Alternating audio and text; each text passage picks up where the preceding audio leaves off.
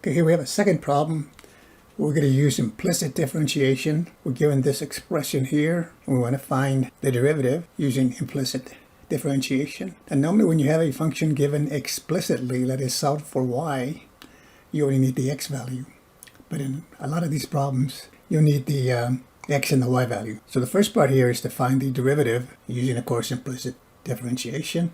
So we're going to go term by term and take the derivative. First term is x cubed. That's just a regular derivative, 3x squared. The next one we have a product. Remember, y is a function of x, so that's a product rule here. So it's the first one, x, times the derivative of the second one. Instead of dy over dx, I'm just going to use the abbreviated notation here, y prime. And then it's the y times the derivative of the x, that's just 1. So this gives me y here. And then a plus y squared, function of x. Y is the function of x, so it'll be 2 times the coefficient, subtract 1 from the 2.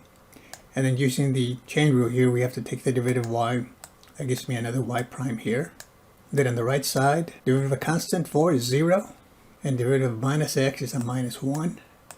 And now we want to find the derivative with respect to x, dy over dx or y prime. So we isolate the terms that have the y prime right here.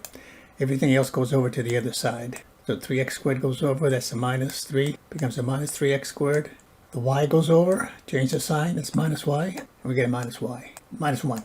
So brought the terms that didn't have the y prime went over. And then all I do here is just factor out a y prime from these two terms that have the y prime. So xy prime, factor out the y prime, get an x there. And then on the next one, the 2y stays. As I factor the y prime, we get this. And then I just solve for y prime. So I divide both sides by x plus 2y. So on the right side, I'll get a minus 3 x squared minus y minus 1.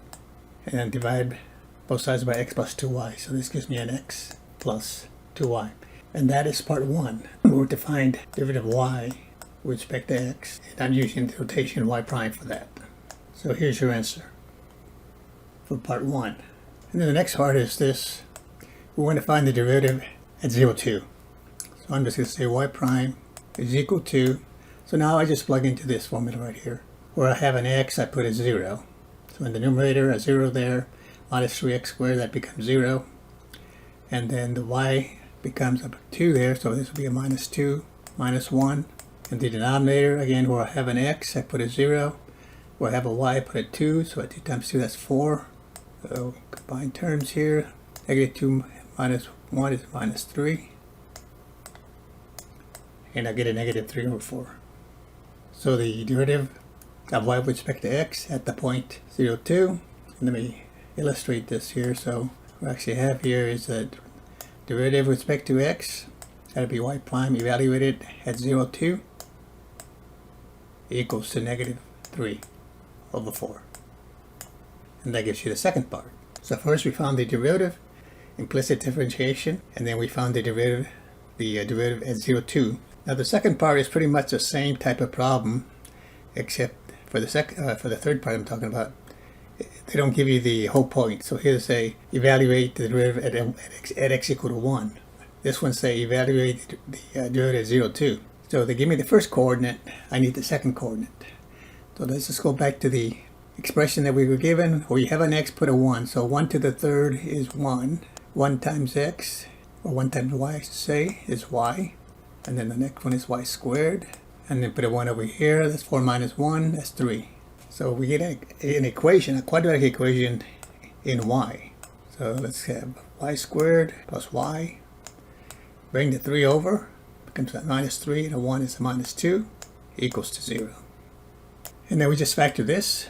So this will give me y plus 2, one factor, and y minus 1. So here we're just solving a quadratic equation then. Once we plug in the x equal to 1, get y plus 2 times y minus 1 equal to 0. The product is 0, so I just set each factor equal to 0 here and solve for y. From the first one, I get y could be negative 2. From the second one, y minus 1.